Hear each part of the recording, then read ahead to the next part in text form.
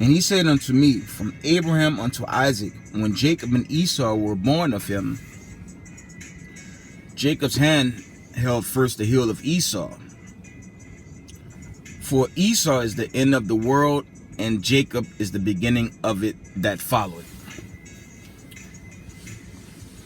Giving all praise, honor, and glory to the Most High Power of Israel, Yahweh, Ba'Shema Mashiach Yahweh Shai.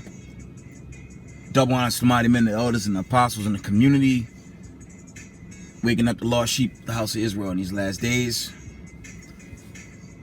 Peace and blessings to everyone doing this truth and humbleness, sincerity. Again, I'm going to say Shalom. Quick article. Read this quick article for y'all. Some precepts and we end it. Let's open this up.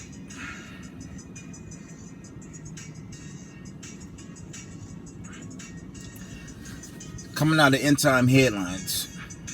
It says China, Russia, North Korea, and Iran are investing in ways to nuke America. I'm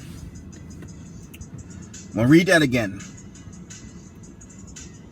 China, Russia, North Korea, and Iran are all investing in ways to nuke America.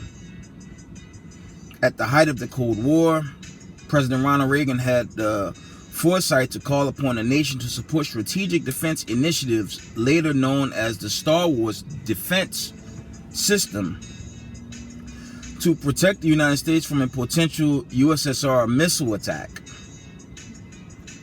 According to Fox News, due to fierce Democrat opposition, our nation never fully built out our missile defense capability and doubled down on a nuclear deterrence.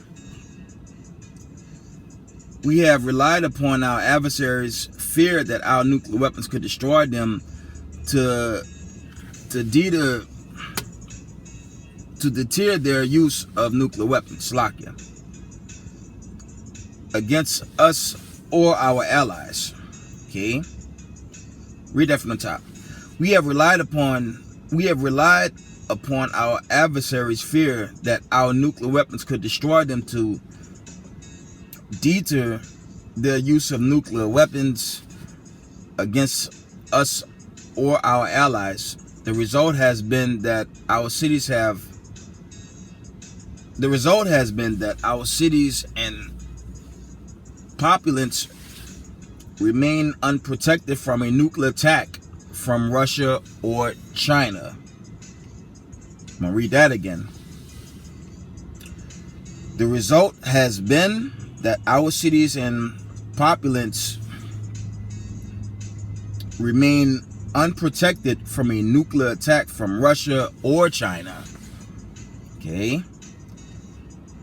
To date, China, Russia, North Korea, and Iran continue to invest in technologies to expand their capabilities to hit the United States with nuclear weapons.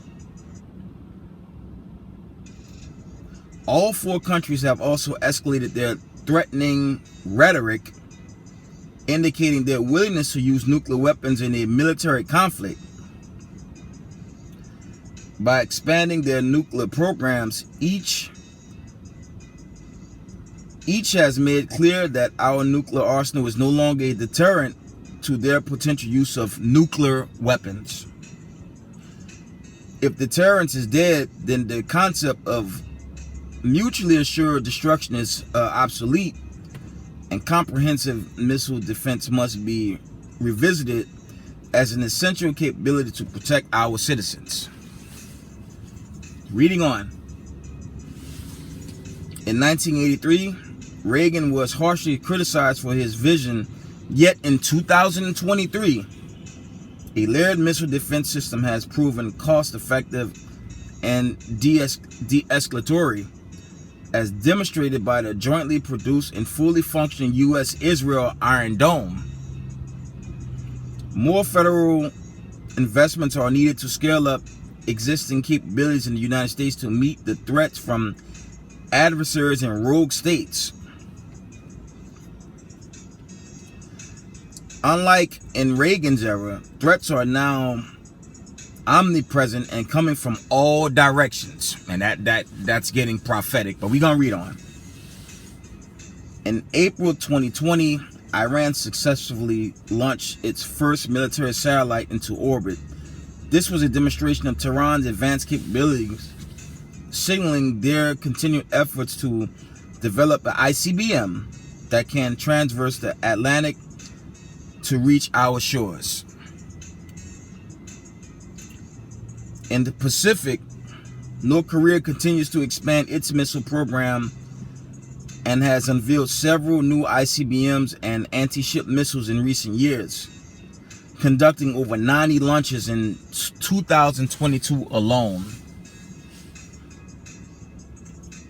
Near-peer threats present a more systematic challenge than attacks from rogue states. Russia's ICBM force consists of 310 missiles that can carry upwards of 1,189 warheads. Recent assessments indicate that Russians have stockpiled up to 2,000 tactical nuclear warheads. Slovakia. Tactical nuclear weapons. Okay. That's the end of that article.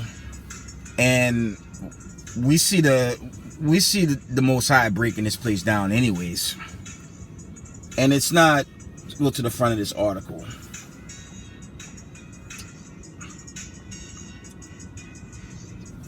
The front of the article read that, you know, they're investing in weapons to take America.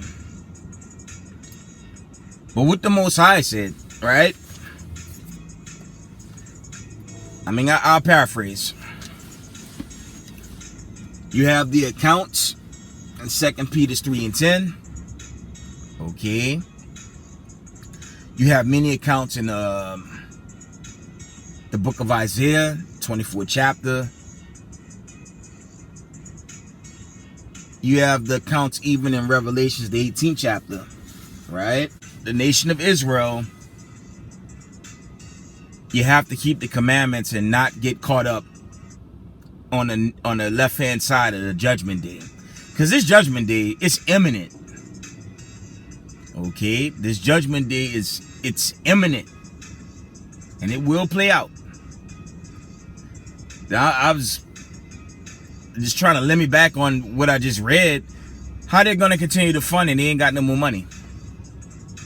And even if they get money, let's say they raise the debt ceiling, it's all going to Ukraine and your so-called elites. So this thing just winding down. Let's get Jeremiah 50 and verse 9, right?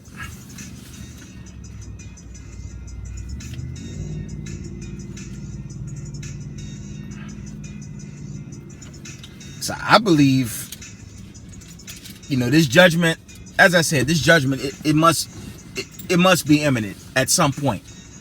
Either this season or the following season or the following season. I can't give y'all the day of the hour. But it's just too many warning signs.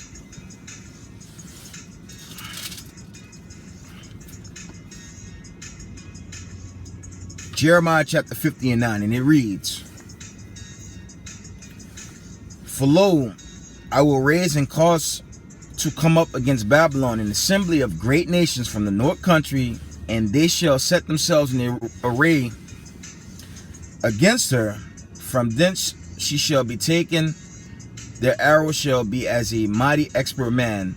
None shall return in vain." I'm going to read that again from the top. Jeremiah chapter 50 and verse 9. "For lo, I will raise and cause to come up against Babylon an assembly of great nations from the north country, and they shall set themselves in array against her. From thence she shall be taken. Their arrow shall be as of a mighty expert man. None shall return in vain." So this place is going to get destroyed. And it's a general disclaimer, you know, cats, you know, brothers mean well when they go into when Jacob's trouble come. Again, family, you have Israelites in Sudan, Ukraine, okay, where all these proxy wars are going off, even in the so-called Middle East, Israel's there. I'm talking about the 12 tribes of Israel, the scattered Israelites, okay? And for the true Israelites, every day is a day of Jacob's trouble until we're saved, okay? That's Jeremiah 30:7. It's just my take, and I'm saying this, I'm speaking as a man. I believe America gonna get the worst form of Jacob's trouble when them sirens go off and the doomsday, aka deliverance day, play out. That's just my take on that. Okay? Because there's too many warning signs, and America's not repenting. America's going forward in wickedness. Okay? They're just furthering pagan holidays, pagan celebrations, unlawful decrees, and I just say it's strict laws being passed on chiefly the men of God, the men and women of God, going into the 12 tribes, and just regular people trying to live their life. So it's backwards here, and this kingdom won't make it. Okay?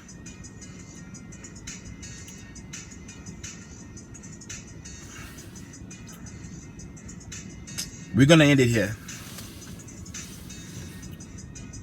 Jeremiah chapter 50 and verse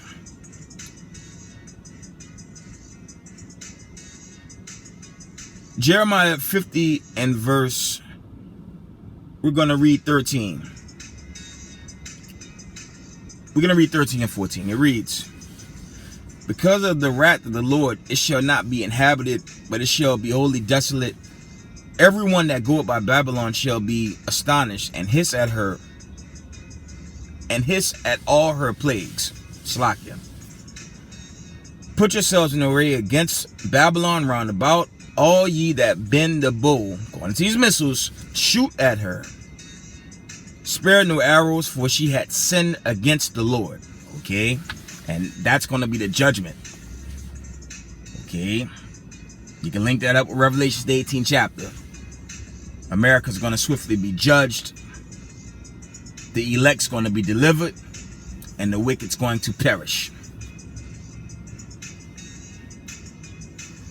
And with that, I'm going to give all praise, honor, and glory to the Most High Power of Israel, Yahweh, by Shema Mashiach Yahweh Shai.